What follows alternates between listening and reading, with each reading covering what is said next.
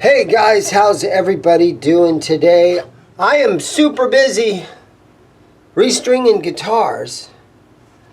And so sitting here on the bench today is a Jackson. And this is, I'm going to say this is a Dinky. And so it needs new strings. It just got traded in a while ago. But the worst thing about this guitar right now that needs the most attention are these fret ends. If you could feel that right now, you'd be like, damn! Yeah, this needs some attention on these fret ends. So let's go ahead and pull the strings off of it. And let's get after these fret ends.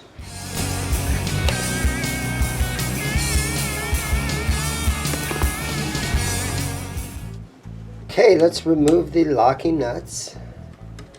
Okay, here we go.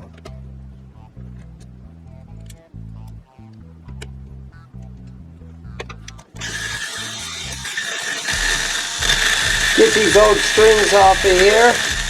So our headstock looks really, something happened there.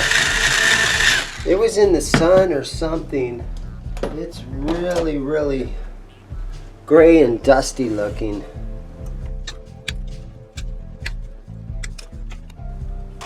So we're going to have to try to see if we can bring this finish on the headstock back to life,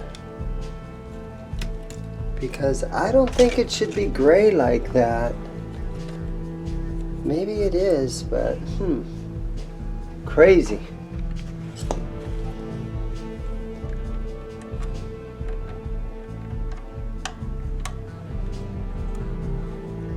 Okay, I'm going to pull that string out and then I'll tighten that back up just so that the blocks don't come falling out, because that's how you lose them.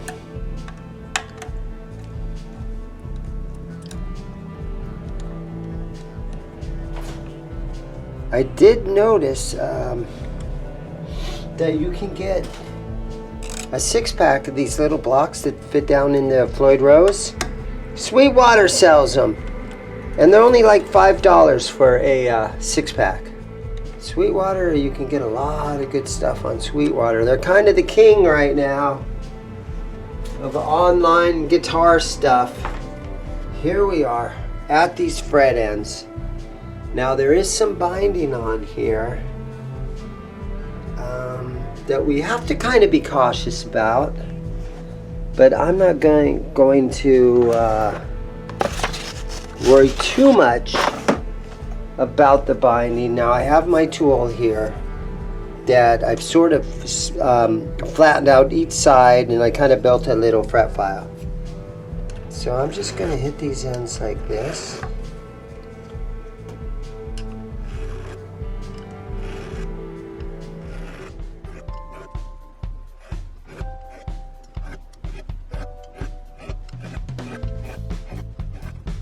Okay, let's take a look. Am I just really butchering that binding? Nah, that looks fine.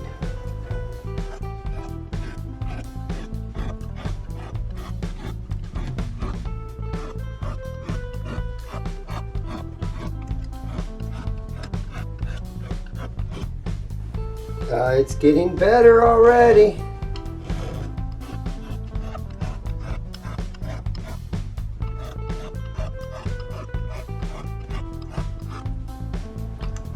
Oh yeah, it's getting better already.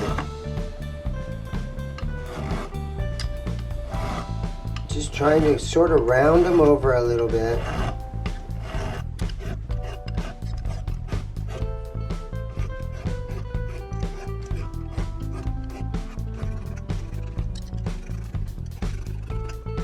A little masking tape over the body would probably have been a good idea right there.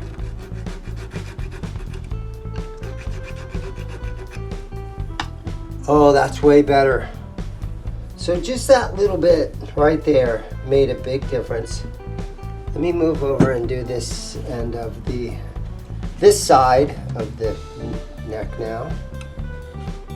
So this guitar got traded in, and I think these were like the $350, $359 brand new Jackson Dinky. HSS. I think it's an E3 or something. But yeah, $350. On the used market, they're about $250. And so, you know, in order for me to be able to sell this thing, I do need to take 10 or 15 minutes on this fretboard. So when somebody plays this thing, they'll be like, whoa, this thing plays great. And that's how you can sell stuff. You have to take a couple of minutes.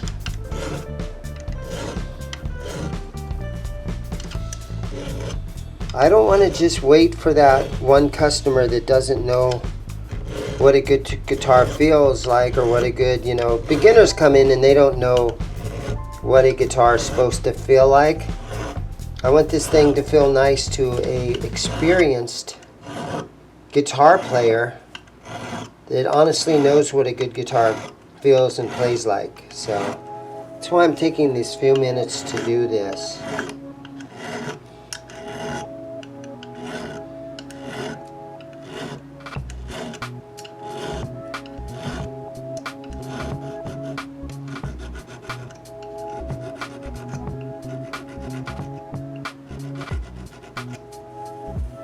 Oh yeah, way better.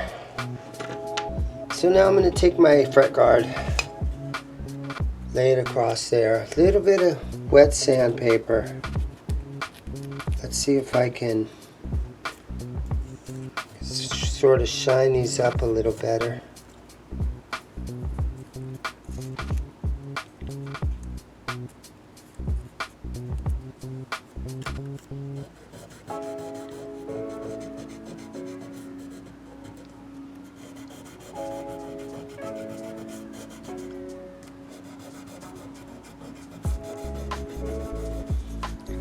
So just a little 1000 grit sandpaper, trying to hit these corners nicely, trying to hit the ends, the fret ends.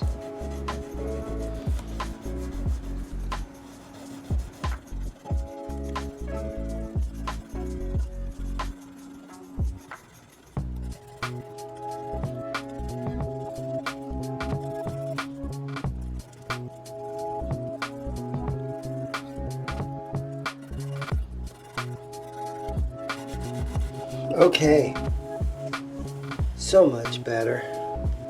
Kind of just hit the edges like this.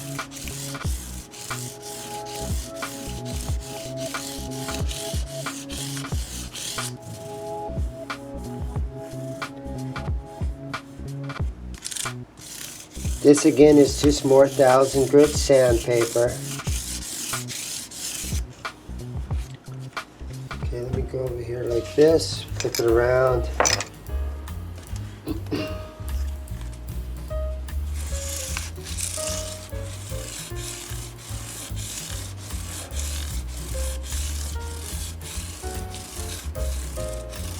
Kind of holding it at an angle, just trying to hit the sides of those frets.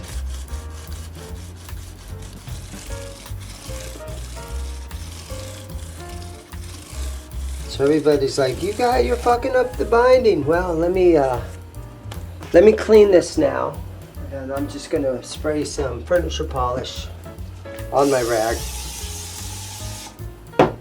and then let's clean this.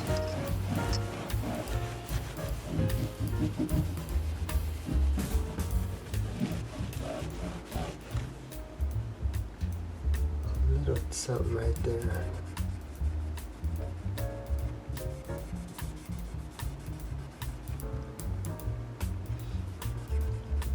There's a little piece of dirt or something right in there.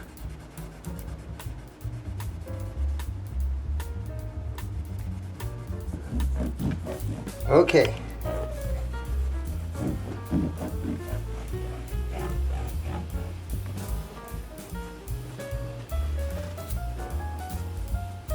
Let me just see if I can show if I really messed up that binding, or if it looks okay. If you guys are watching this on your big screen TV, you'll be able to tell. You probably have a better view of it than I do with the human eye. So I think it's okay. I think for a, you know, $250 guitar, $250 used guitar, I think that's looking pretty good. And as far as the way that it feels now, I mean, that's a vast improvement. Guys will be, yeah, that feels great. So yeah, turned out really good. You're not going to get cut. So it's just basically that quick and simple. Now there are, again, it's not a $3,000 PRS with, you know, really great binding. It's not even a $1,000 Gibson with really nice binding. You've got to be cautious. On a guitar like this though, I don't see it hurting anything to just hit it with a file real quick and to hit it with a little 1000 grit wet sandpaper, you know, that I just have dry. Wet dry sandpaper. I don't see any problem with doing it this way. It's a quick and easy way to get those fret ends looking good. No idea what's going on down here. Maybe this is supposed to be gray like that, but I think that it would look better if it was black. Oh yeah, you guys, I just got done watching the Charvel Gang. So it's on YouTube. It's called the Charvel Gang. It's about Wayne Charvel and those guys, the small group of guys that started Charvel Guitars. It talks about when Grover Jackson teamed up with them, and directed and hosted by Paul Gervasi, who's actually a friend of mine.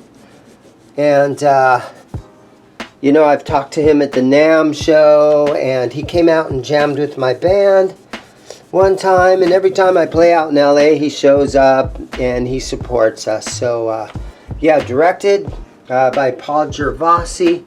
It's called the Charvel Gang, and it's about the gang of guys that started Charvel Guitars right there in, I believe, San Dimas, California. And it's a biography where they interview all kinds of those 80s rock stars that played Charvel guitars. And Michael Anthony, they made a lot of Michael Anthony guitars. They made the Jack Daniels bass. They made the Randy Rhoads Concorde, and yeah, the whole Charvel Jackson gang. It's a great movie that's on YouTube right now, and it's called the Charvel Gang. I highly recommend it. It was an enjoyable movie to watch.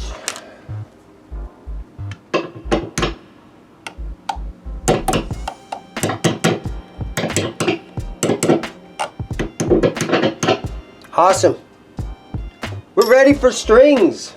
Today's string choice. Of course, you guys guessed it. Super Slinky Ernie Ball 9 through 42. The most popular brand of strings in the world. The most recognizable packaging in the world. Ernie Ball 9 gauge.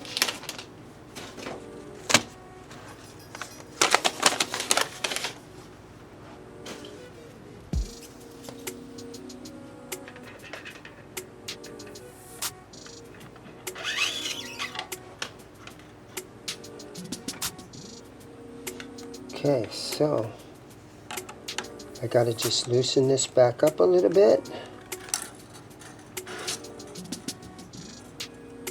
Slide the string down in here. There it went. And then tighten it back up. Tight! Don't over tighten.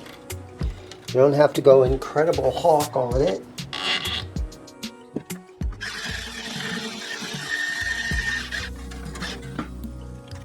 Our A string is a 32 gauge.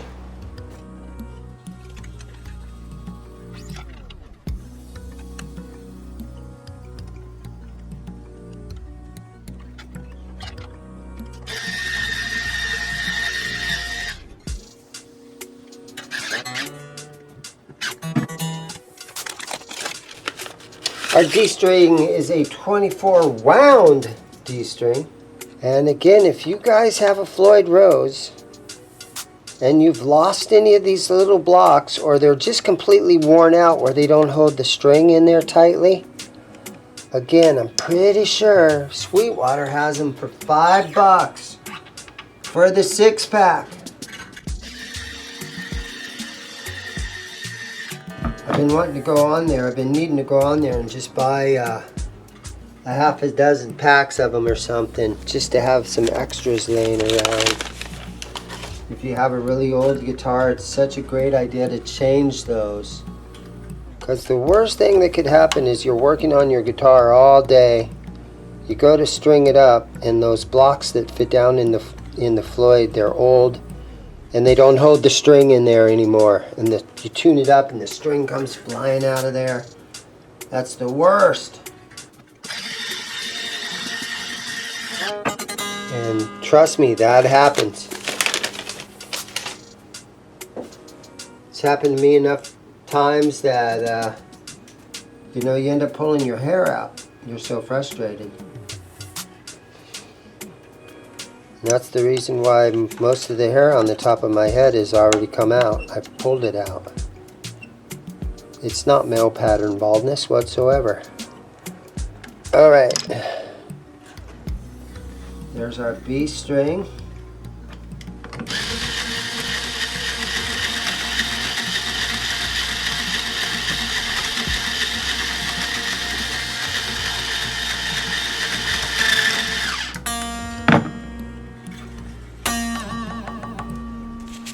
I do have it blocked off right now, so I'm trying to kind of leave this by putting this it's kind of a spacer that I have underneath there.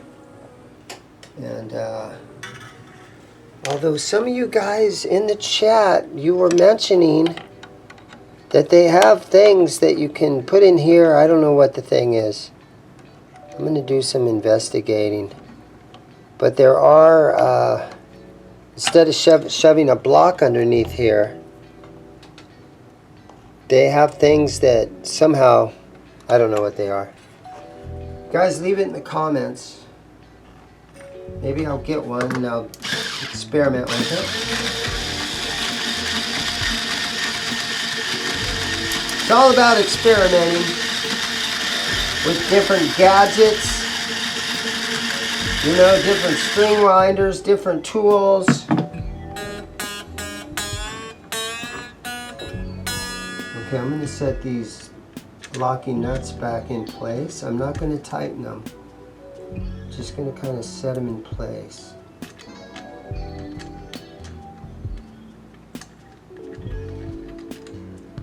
Yeah, sometimes you find little tools that work good for you, and maybe other people don't like them, but they work. So, you know, everybody has their own sort of procedure on how they do things. And if it works for you, keep going.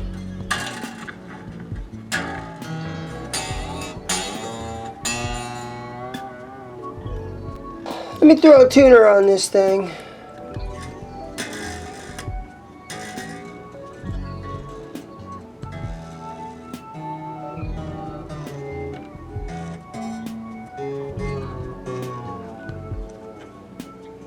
Right, I like this to be wrapped tighter than it is right there, so I'm gonna loosen that and pull up on that. Come on, you. There it goes. That's what I wanted.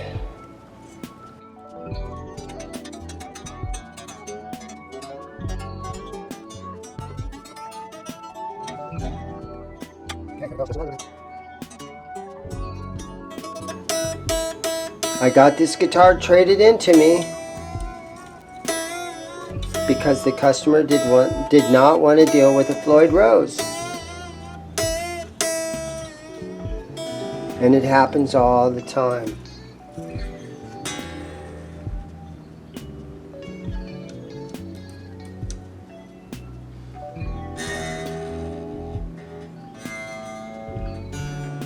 I'm just getting them kind of close.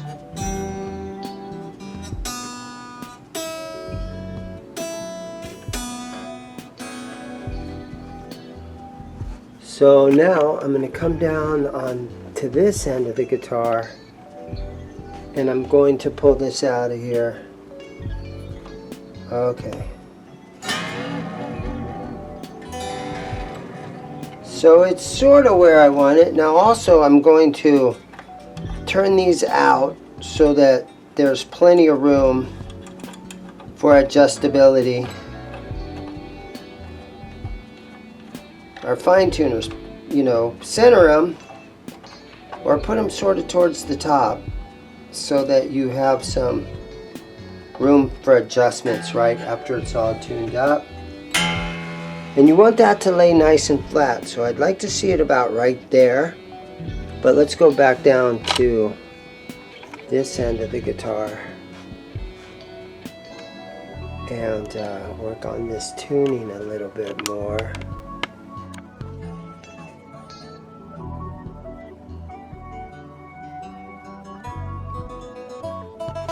Pretty darn close.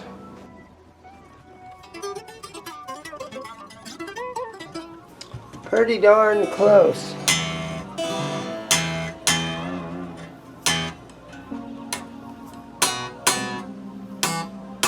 So it's good to just kind of stretch the strings out.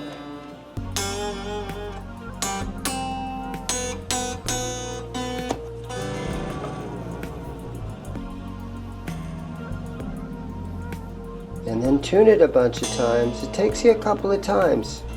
Okay, I think I'm okay to cut the strings off now. I don't think they're gonna fly out of there or anything like that. They seem like the bridge is holding them in nice and tightly. So I think we're okay there. All right, so back down on this side of the guitar.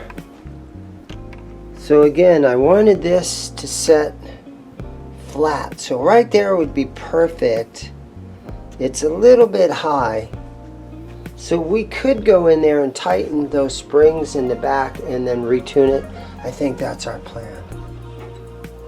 Okay, so I got to take the back plate off.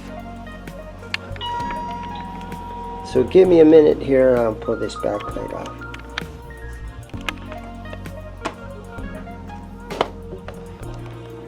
Okay. So what I want to do now to get this to lay flat is I want to tighten those springs just a little bit. And then we're going to have to retune it, but I think it's going to make for a better setup if I can just snug these in a little tiny bit. There we go. And I always try to make sure that this is sort of level across. You know, you don't want to tighten one side more than the other. So you see what I'm saying? Nice and level. That has a lot of its the buffing compound is still all up in there. And this, I always like to peel this stuff off too. I know I'm getting sidetracked, but if you let this stuff stay on too long, it makes a horrible mess of your guitar. So get that stuff off. Alright, so let's see what it's looking like there. Okay. So we got to get back over on this side. So again, it's just this back and forth a couple of times until you get it. It's looking good right there.